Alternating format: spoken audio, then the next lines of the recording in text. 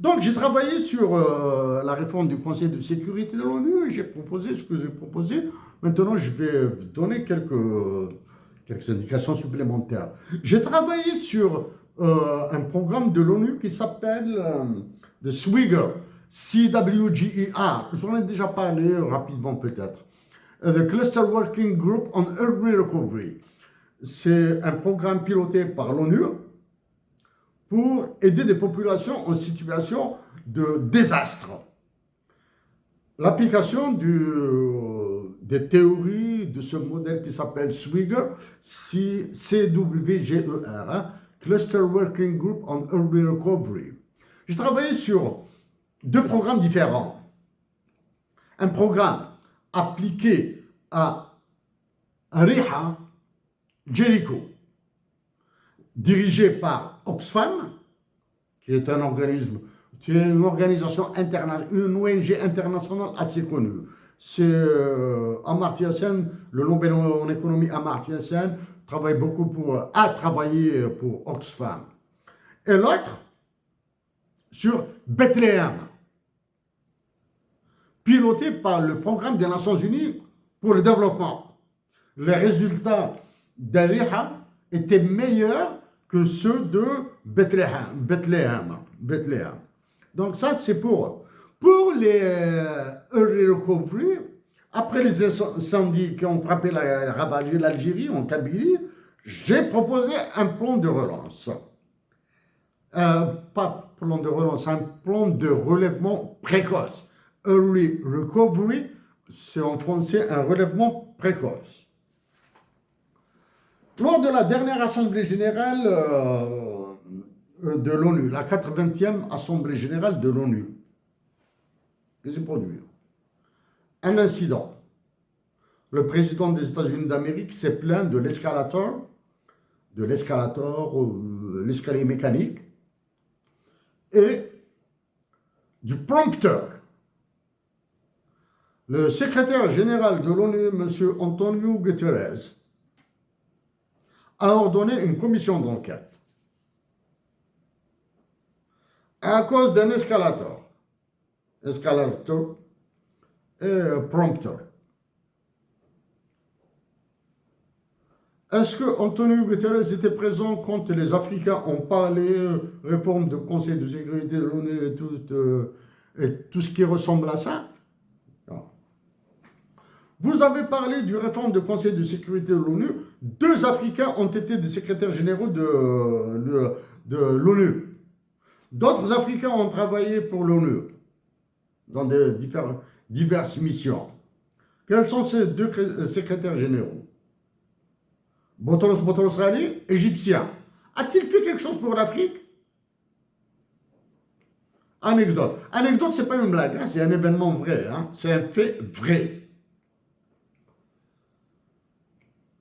Boutros Ghali a demandé à Bill Clinton l'organisation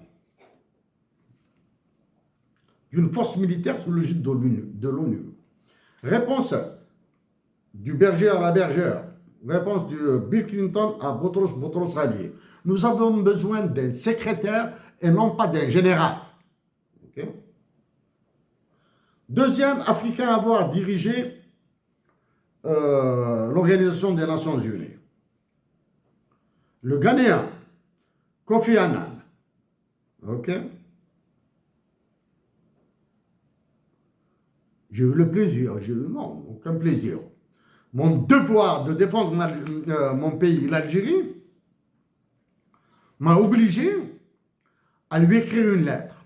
Je lui ai écrit une lettre sans baratin, etc. portant sur l'initiative internationale BRINA. Initiative internationale BRINA. Il m'a répondu. J'ai relancé. Rien. La Chine, l'Assemblée générale la 80e Assemblée générale. La Chine a été représentée par son Premier ministre, c'est-à-dire le président de la Chine, en s'en fout. Le président de la Chine, c'est pas sérieux, là, l'ONU. La Russie, par son ministre, Lavrov, pas Poutine. Pourquoi? Parce que l'Organisation des Nations Unies n'assure pas, ne garantit pas l'immunité diplomatique. Le président de la Russie est sous mandat d'arrêt international. Le Royaume-Uni, un vice-ministre, pas un premier ministre, pas un ministre, un vice-ministre. La France, c'est Emmanuel Macron. Le président du Sénégal, Bassirou Diomaye Faye, vous avez pédalé quand vous vous êtes présenté à votre pupitre. Où était votre discours? Était-il dans la poche d'Emmanuel Macron? Maintenant, je vais passer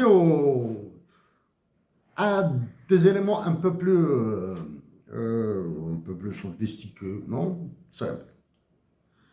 Est-ce que l'ONU est la plus grande organisation internationale au monde? Réponse en 1000 comme en 10 000. Certains diront oui. Non. L'ONU compte 193 membres. L'Organisation mondiale du commerce, dirigée par une Africaine, compte 166 États membres. Le Comité international olympique, il y a 206 comités nationaux olympiques. Donc, les comités nationaux olympiques qui sont membres du Comité international olympique, le nombre s'élève à 206. Donc, il y a des États qui ont des États entre guillemets. Hein. C'est des comités olympiques, ce n'est pas les États. Le Comité international olympique est une organisation de comités et non pas d'États. Donc, il y a des États qui sont représentés au niveau du CIO et qui ne sont pas représentés au niveau de l'ONU. OK? Quelle est la plus grande organisation internationale? C'est la FIFA. 211 fédérations internationales. La FIFA. Le football, le soccer, par l'histoire, il est dit qu'il était créé en Angleterre. Est-ce que l'Angleterre est membre de la FIFA? Non. Très bien.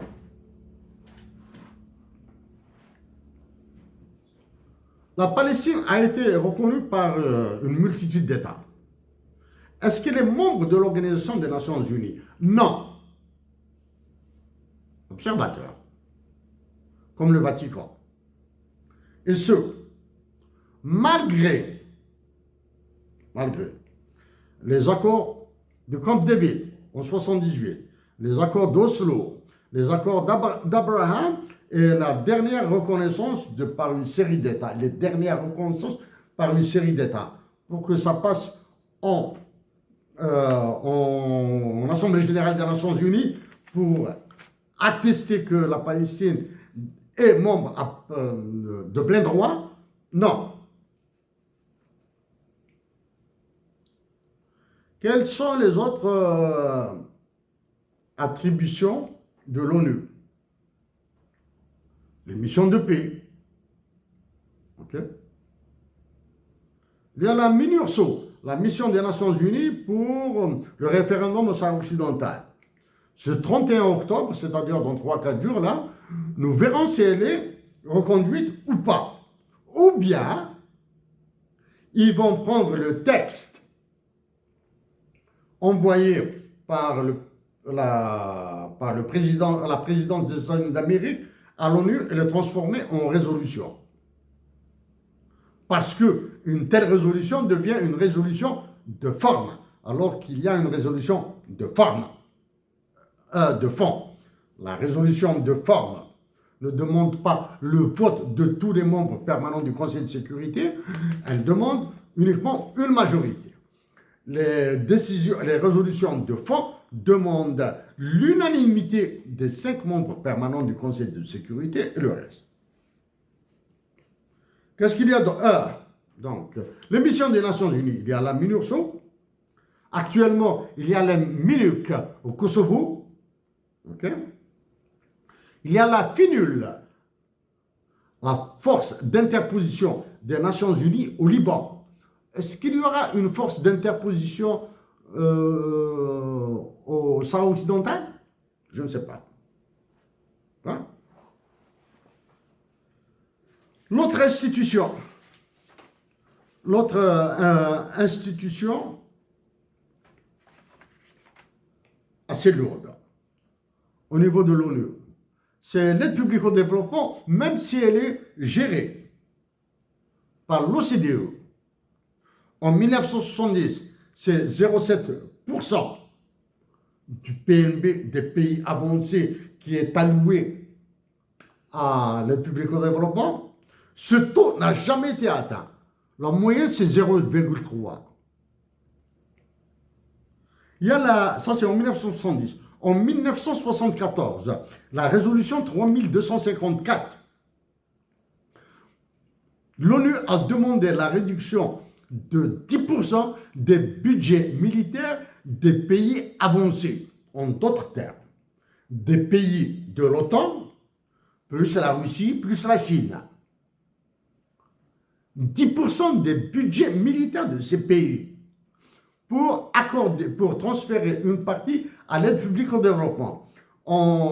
Elle n'a jamais été exécutée. Ça veut dire pour que certaines résolutions du Conseil de sécurité de l'ONU c'est du vent. Okay? En 2025, une résolution sur l'aide publique au développement a été adoptée en 2024. Elle est sur 54 pages. Cherchez-la, vous allez la trouver. En termes de justice, le tribunal pénal international pour la Yougoslavie, ordonné par le Conseil de sécurité de l'ONU. Le tribunal pénal international sur le Rwanda, qui s'est déroulé à Arusha, en Tanzanie. Et il y a la condamnation de qui? Par la Cour pénale internationale de Laurent Gbagbo, ancien président de la Côte d'Ivoire. Oui, c'est une grosse histoire. Laurent Gbagbo a été condamné par la Cour pénale internationale. Suivez mon doigt vers la France. Il a purgé une peine de 2011 à 2019. Ensuite, il a été innocenté. Mais pendant qu'il se faisait traîner dans la boue, Laurent Gbagbo, actuellement innocenté, il est innocent, a été remplacé par qui? Par Alassane Ouattara, qui vient d'avoir un autre mandat pour servir son Altesse royale, le roi, l'empereur, le tsar, Emmanuel Macron. Qu'est-ce qu'il y a d'autre au niveau de l'ONU? L'Organisation mondiale de la santé, en étant un peu sévère, c'est l'Organisation mondiale de la santé de Bill Gates. Des maladies qui ont disparu ont réapparu en Afrique.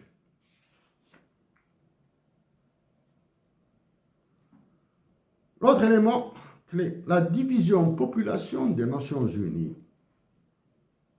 La division population des Nations Unies. Ça s'appelle division. Hein. Intouchable. Propriété privée et exclusive des Américains. La démographie mondiale. Qu'est-ce qu'il y a d'autre? Il y a la CNUSED, il y a le PNUD. La CNUSED, c'est le commerce et le développement. Il y a le programme des Nations Unies pour le développement. Il y a une pléthore d'organisations. Il suffit que le président des États-Unis d'Amérique, Donald Trump, qui fait ce qu'il dit, hein, le président des États-Unis d'Amérique, Donald Trump, est l'unique président à avoir été élu par et le vote populaire et le vote des grands électeurs. Il est ce que vous voulez, hein. Maintenant, pour tirer à boulet rouge sur Donald Trump, comment ça peut aller, hein? Il faudra penser à Lyndon B. Johnson. OK? et Harry Truman. Comment est-ce qu'ils ont géré leur mandat et les États-Unis d'Amérique quand ils étaient présidents. Et il faut remonter à Monroe, James Monroe.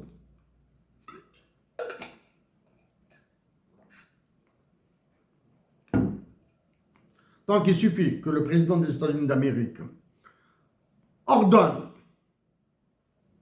la suppression de certaines divisions, de certains programmes aux Nations Unies pour que Antonio Guterres s'exécute illico presto. Hein? Il va s'exécuter illico presto. C'est le budget. Aux États-Unis d'Amérique, quand Elon Musk a été un proche de Trump, il a supprimé le ministère de l'Éducation fédérale. Hein? Il a licencié à tour de bras des fonctionnaires fédéraux parce qu'ils ne travaillaient pas. Ah!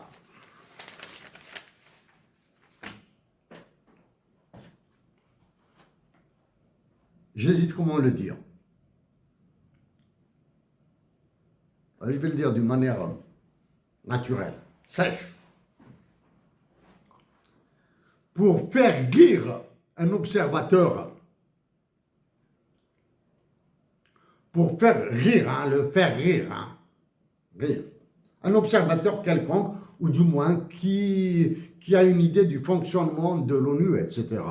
Il suffit qu'un Premier ministre, un chef d'État ou un général à l'Assemblée générale des Nations Unies dise l'ONU, notre organisation commune. L'ONU, notre organisation commune. Ça c'est une blague. Deuxième blague. Si vous entendez un chef d'État, un ministre, n'importe qui là, hein, un général, dire au sein de l'Assemblée générale des Nations Unies, l'humanité entière a un avenir commun, là ce serait un petit sourire. Mais si par malheur il dit nous avons un destin commun, là il passera pour le plus con des cons. L'ONU ne garantit pas un destin commun. Oui, elle nous garantit un avenir commun. Ce sera le même futur pour tout le monde. Hein. Le futur. Il y aura des guerres un peu partout, il y aura des famines, il y aura des maladies, etc. Et il y aura des peuples qui seront heureux. Ils ne vont pas réduire le bonheur des Norvégiens, des Finlandais, des Suédois pour le plaisir des Africains ou des Asiatiques. On dit au globe, collectivement, c'est notre avenir. Ah mais le destin d'un Suédois, d'un Américain n'est pas branché au destin d'un Algérien, d'un Marocain, d'un Tchadien, d'un Sénégalais ou d'un Béninois. Maintenant, en termes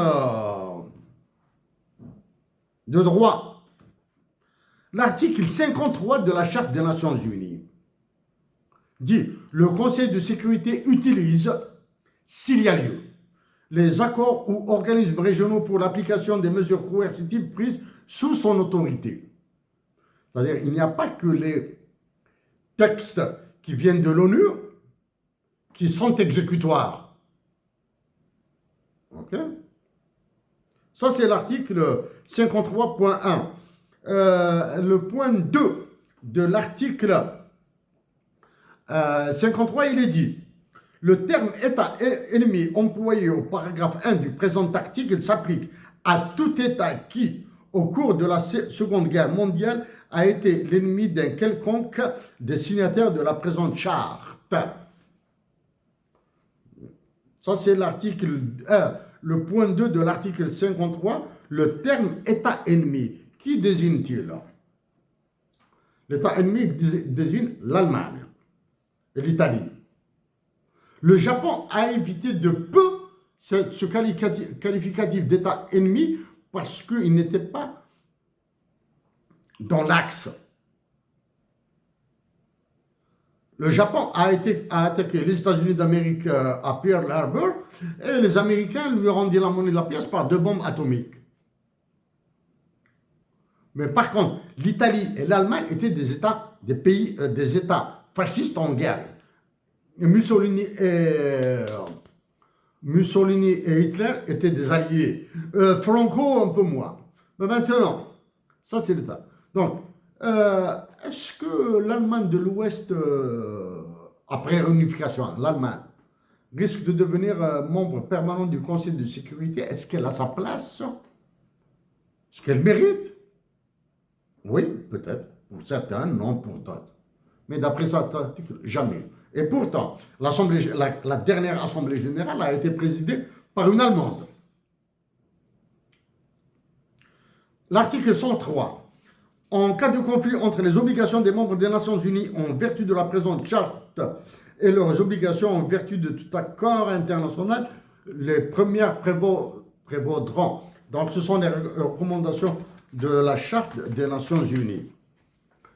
Les résolutions du Conseil de sécurité qui vont s'appliquer, qui ont primauté sur les accords internationaux. Et pourtant, que se passe-t-il actuellement aux États-Unis d'Amérique? Après l'innocence de Gbagbo, condamné par la CPI, la Cour pénale internationale, certains ont dit qu'ils vont quitter la CPI, etc.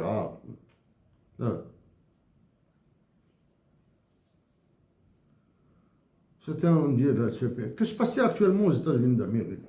Il y a deux sujets d'achoppement entre les républicains et les démocrates. Pour les démocrates, c'est le 9 septembre 2001.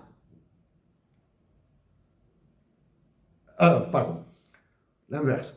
Pour les républicains, c'est le 9 septembre 2001, Trump Tower, World Trade Center, et son explosion, les attentats, ça c'est pour les républicains. Ils travaillent sur le World Trade Center, les attentats de septembre 2001. Les démocrates, c'est l'affaire Epstein. Epstein, hein, affaire de sexe, d'orgie, je ne sais pas quoi. Là, hein. Non, il y a un quasi-consensus que le World Trade Center, les deux tours, ont été démolis par une explosion commandée.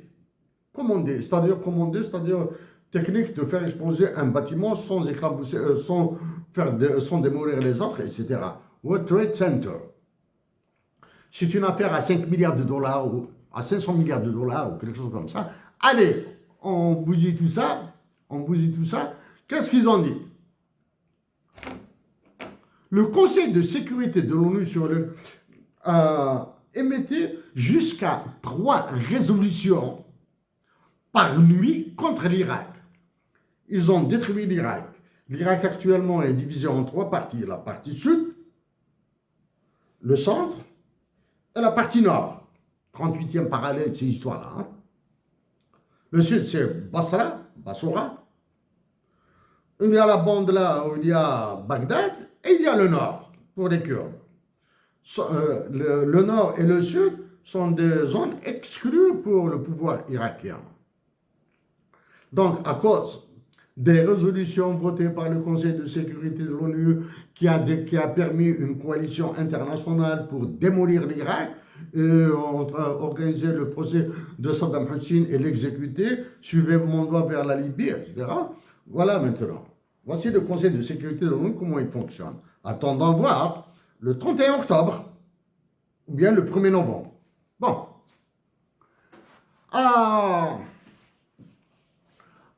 Ces Africains qui dirigent l'Afrique, hein, qui affament les Africains, qui détruisent l'Afrique,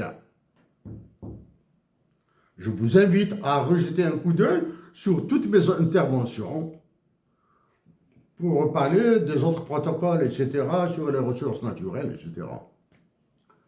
Pour éviter le baratin, le baratin, partir à New York, nous sommes des humains, partir à New York et revenir à Bamako, à Niamey, à N'Djamena, je sais pas, Bangui, etc., à dire à ses proches, dire à sa femme, j'étais à New York c'est beau, etc., etc. J'ai bien mangé, j'ai bien dormi, etc. C'est bon, hein. J'ai visité ceci et cela. J'étais à New York. J'étais au siège des Nations Unies. On m'a chassé. Gentiment, on m'a demandé, monsieur, le PNUD, c'est en face. L'immeuble du programme des Nations Unies pour le développement, c'est en face, légèrement décalé. Merci, merci, thank you, thank you. Donc, je suis parti au PNUD. J'ai fait ce que j'avais à faire au PNUD. J'ai déposé un dossier d'étude de l'indice de développement humain de l'Algérie pour dire qu'il était complètement faux. Bon. J'ai déposé ça. J'ai marché à pied. Ça, la maison de Donald Trump est juste à côté du PNUD. C'est-à-dire, c'est à pied, c'est maximum 15 minutes à pied du siège des Nations Unies à la Trump Tower, la maison de Donald Trump. C'est une tour, pas vraiment grosse. Trump Tower.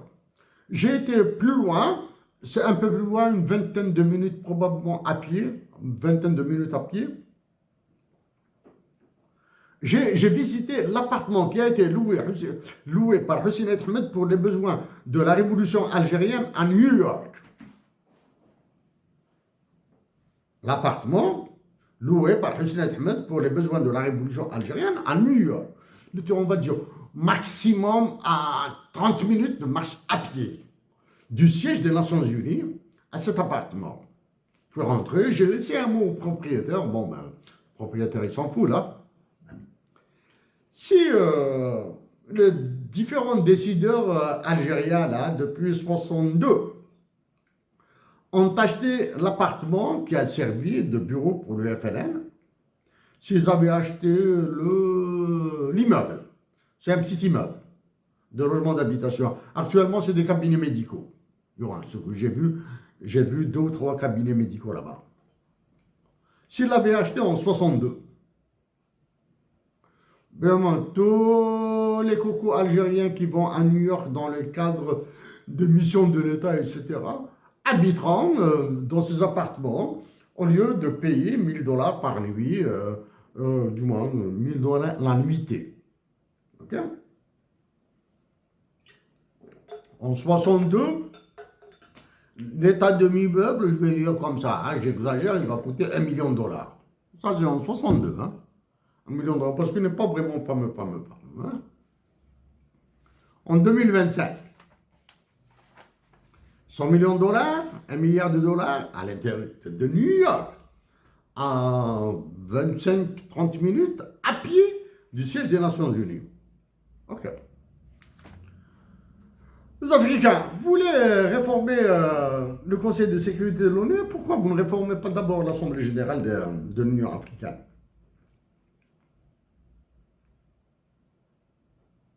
Il est actuellement le président de la Commission de l'Union africaine. Rien. Et pourtant, Madagascar est à peu à 100. Les pays, les colonies françaises sont à peu à 100. Que fait? Et pourtant, le président de la Commission africaine, son adjoint, est une Algérienne.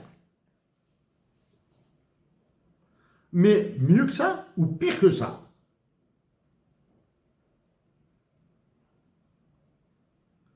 qui connaît le président de l'Assemblée générale de l'Union africaine? Quel est ce chef d'État qui dirige l'Assemblée générale de l'Union africaine? Personnellement, je ne le connais pas. Personnellement, je l'ai cherché. Bien. Vous voulez réformer le Conseil de sécurité de l'ONU sur quels critères? La démocratie. Il n'y a aucun pays démocratique en Afrique. Respect des droits de l'homme. Aucun pays en Afrique, aucun État plutôt, en Afrique ne respecte les droits de l'homme. Le dernier cas de figure, c'est le président de la Tunisie qui a réprimé les Tunisiens qui ont demandé l'arrêt d'une usine qui les tue. Au lieu de fermer l'usine qui tue les Tunisiens, ils tuent les Tunisiens parce qu'ils ont demandé la fermeture de l'usine qui les tue.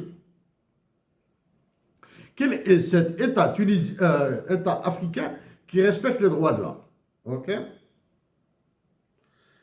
Quel est cet État africain qui a des institutions légalistes? Ok? Puisque la corruption est un sujet phare de l'ONU et de ses organisations satellites. Quel est cet État africain non corrompu? Okay? Quel est cet État africain non mêlé à des histoires de trafic de drogue? S'il y a un, s'il y en a 10, tant mieux. S'il y a un ou 10, les 10 doivent aller au Conseil de sécurité de l'ONU pour devenir des membres permanents. On va voir maintenant la question de la permanence. D'accord?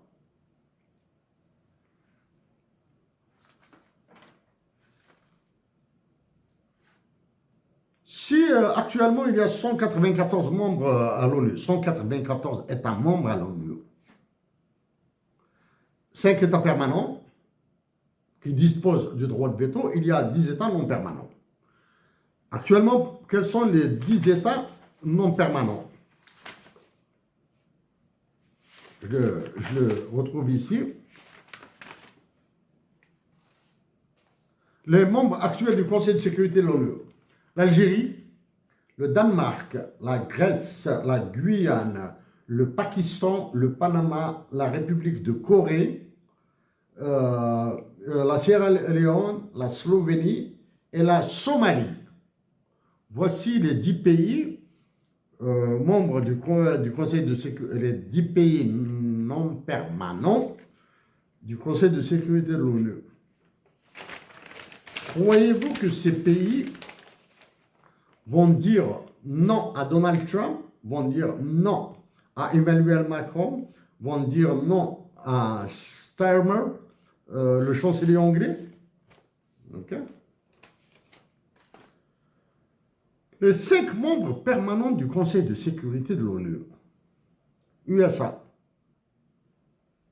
Angleterre, Royaume-Uni, Russie, Chine et France. Ben ça, le Conseil de sécurité de l'ONU est né à Washington, Dumbarton Oak. 3 l'ont créé. Staline, Churchill et Roosevelt. Là, t'as 3. Est-ce que Staline était un démocrate? Non. Est-ce que Staline était un dictateur? Donc la création de l'ONU est la création de leaders, de chefs qui tapent sur la table. Okay? La Chine, c'est la Chine qui était à Taïwan en rébellion, qui a été envoyée vers la Chine continentale. C'est elle qui était la Chine qui a fait la guerre au Japon, hein, qui est devenue membre permanent du Conseil de sécurité de l'ONU. OK?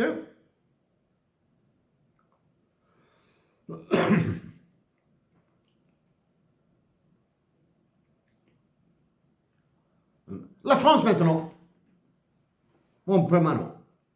La France n'a jamais été une puissance, jusqu'à maintenant même. En 1945, la France était le cadavre de l'Europe. Le cadavre de l'Europe. L'État français, De Gaulle à l'époque, n'a pas participé à Yalta, Potsdam et Dumbarton Oak.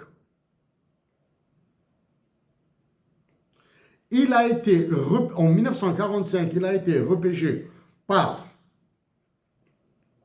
les Américains parce qu'ils avaient peur que la France ne bascule dans le communisme. Parce qu'en 1945, les socialistes et les communistes qui sont en train de trahir les Français actuellement étaient très puissants en France. Ils avaient peur qu'ils balancent vers Staline. Voilà. On te repêche. En repêchant la France de l'époque de De Gaulle, qui avait refusé de rencontrer Eisenhower au large d'Alger, hein, à cause de ça. Ils ont repêché la France. Donc, au Conseil de sécurité de l'ONU maintenant, il y a 3 pays occidentaux, les États-Unis, la France et l'Angleterre, et 2 pays de l'Est, la Chine et la Russie. Donc, le vote balancera toujours en faveur des Occidentaux. Tenant de manière plus efficace.